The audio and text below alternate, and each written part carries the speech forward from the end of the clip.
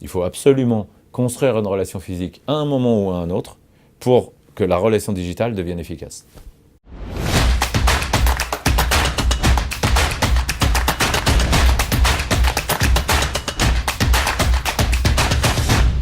Alors, les collaborateurs ne sont pas une cible interne. Le mot cible devrait être absolument banni. Si on cible quelqu'un, en général, on lui veut du mal.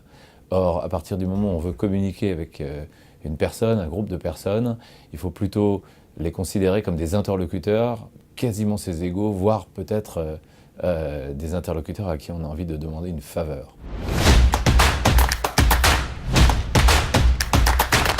Bien sûr qu'il y a un groupe avec une certaine homogénéité qui peut être l'ensemble des gens qui revendiquent l'appartenance à une entreprise. En revanche, il n'existe pas de très grands groupes qui ne puissent être découpés en petites communautés avec des liens communautaires beaucoup plus forts.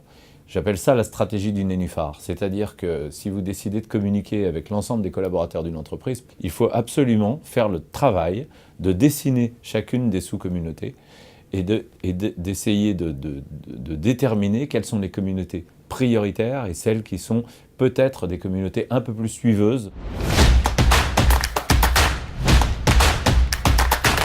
La seule clé, c'est de se mettre à son service. C'est-à-dire que si vous voulez rentrer à l'intérieur d'un groupe, si vous la ciblez, je l'ai dit tout à l'heure, elle va se défendre. Si vous essayez de lui donner des ordres, elle va traîner les pieds. En revanche, si vous mettez au service de cette communauté pour la faire progresser, l'intéresser, la motiver, la divertir, à partir de ce moment-là, elle va considérer que vous pouvez faire partie de cette bande, vous pouvez faire partie de sa communauté.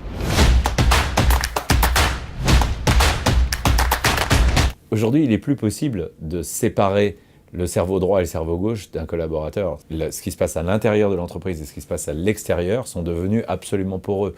C'est comme les gens qui pensaient que pendant un moment, en interdisant de Facebook à l'intérieur des entreprises, les gens n'allaient pas avoir de conversations privées sur les réseaux sociaux puisque Facebook était interdit. Mais pourquoi pas couper le téléphone à ce moment-là? Non, aujourd'hui, tout est poreux. Donc business, non business, c'est mélangé.